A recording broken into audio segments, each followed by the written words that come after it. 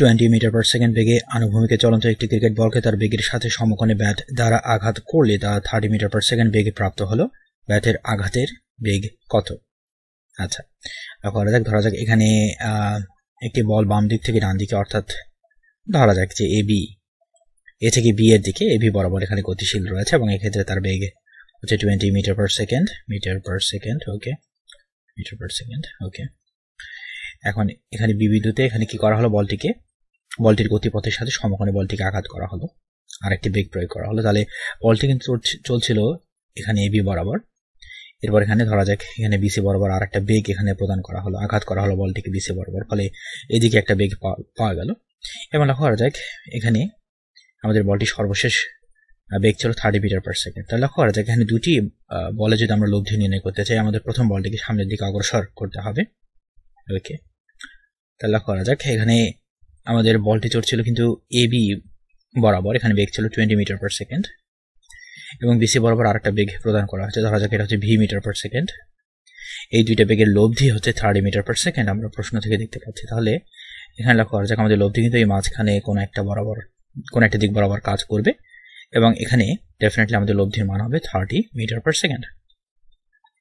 তাহলে লক্ষ্য করা যাক এই দুইটা বেগের লব্ধি কিন্তু হচ্ছে আমাদের এই বেগটা, এবং এই দুইটা বেগের অন্তর্গত কোণ কিন্তু 90 ডিগ্রি। তাহলে আমরা বলতে পারবো লব্ধি 30 ইকুয়াল টু রুট অফ, একটা বেগ হচ্ছে 20 আর একটা হচ্ছে ভি, তাহলে আমরা বলবো 20 square plus V square plus 2 into 20 into, আচ্ছা এখানে ডট চিহ্ন না দিই, কনফিউশন সৃষ্টি হয়, তাই না, দশমিক বোঝায়।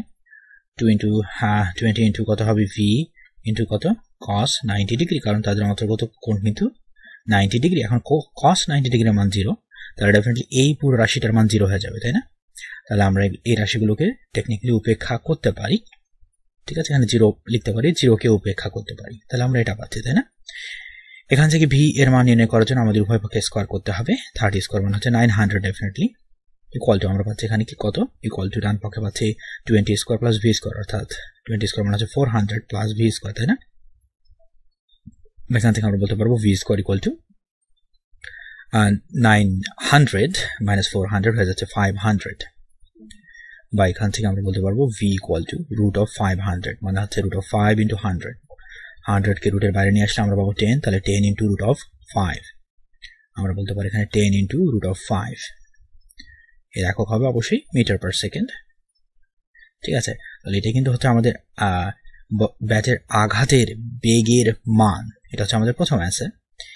এখন এখানে সমস্যা হচ্ছে, এখানে বলে দেওয়া আছে আঘাতের বেগ কত, ইন্টারেস্টিং, এবং আঘাতের বেগের মান কিন্তু আমরা পেয়েছি। এখন দিকটা কি ইম্পর্টেন্ট, কারণ এখানে কিন্তু আমাদের দিকও নির্ণয় করতে হবে, কিন্তু এখানে দিক ইম্পর্টেন্ট না, কারণ ডেফিনেটলি এখানে কিন্তু দিক প্রশ্নে দেয়াই আছে আদি গতিপথের সাথে লম্বভাবে এই বলটা প্রয়োগ করা হয়, এই বেগটা প্রয়োগ করা হয়েছে, তাই না। ফলে আমরা কিন্তু টেকনিক্যালি এখানে আঘাতের বেগের মানও নির্ণয় করেছি এবং দিকও নির্ণয় করেছি, কারণ দিকটা প্রশ্নেই দেওয়া আছে, কারেক্ট।